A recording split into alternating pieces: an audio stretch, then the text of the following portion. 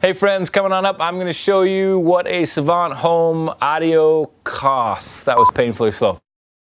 One thing to know about Savant Audio, unlike Control 4 where the controllers are actually the music servers, with Savant the hosts are separate from the music servers. So they're not going to be factored into our Savant Audio budget. But the Savant hosts do dictate to some extent how many rooms of audio you can have. So it's important to know that. They have two smart hosts. The little brother smart host supports up to 6 rooms of audio. The big brother smart host supports up to 18 rooms of audio. And the Pro host gives you unlimited rooms of audio. So just be aware of that if you're looking at a Savant Audio system. So there's two approaches you can take with Savant Audio. The first is a matrix or audio switch with separate amplifiers, and the second is what they call the Savant Pro Audio 4, and we'll get to that in a second. So first things first, we have the Savant Audio Matrix. It retails for $2,500. It supports up to 20 zones of audio and 32 inputs, so you can have a lot of different music and inputs playing out to all the different rooms in your home. And then for their amplifiers, Savant has 3 amplifiers to choose from. They have an 8-channel amplifier that's got 40 watts per channel, and it retails for $1,350. And there's a second 8-channel amplifier that has 120 watts per channel, and it retails for $2,000. It's actually kind of nice if you're building out a system with an audio switch. You may have some rooms where you don't need as many watts per channel, so you can use the 8-channel amplifier with 40 watts. And then you may have a couple of select areas where you do want more wattage for those channels, and you can use the amplifier with 120 watts per channel. So it's actually kind of cool that you have the options there. And then lastly, they have a 16-channel amplifier that retails for $2,200. If you're using Savant's Audio Matrix and separate amplifiers, you do need a music server. Savant's Music Server retails for $600, and it has 1 stream of music. So if you want multiple streams of internet music like Pandora and Spotify playing at the exact same time in different rooms of the house, then you'll have to add additional Savant Music servers. So next up you have the Savant Pro Audio 4. The name's a little misleading. It's actually a 6-zone audio matrix with 4 rooms of amplification, and it retails for $2,500. Now the thing that you have to be aware of with the Savant Pro is those last 2 zones need separate amplifiers, and the 6th zone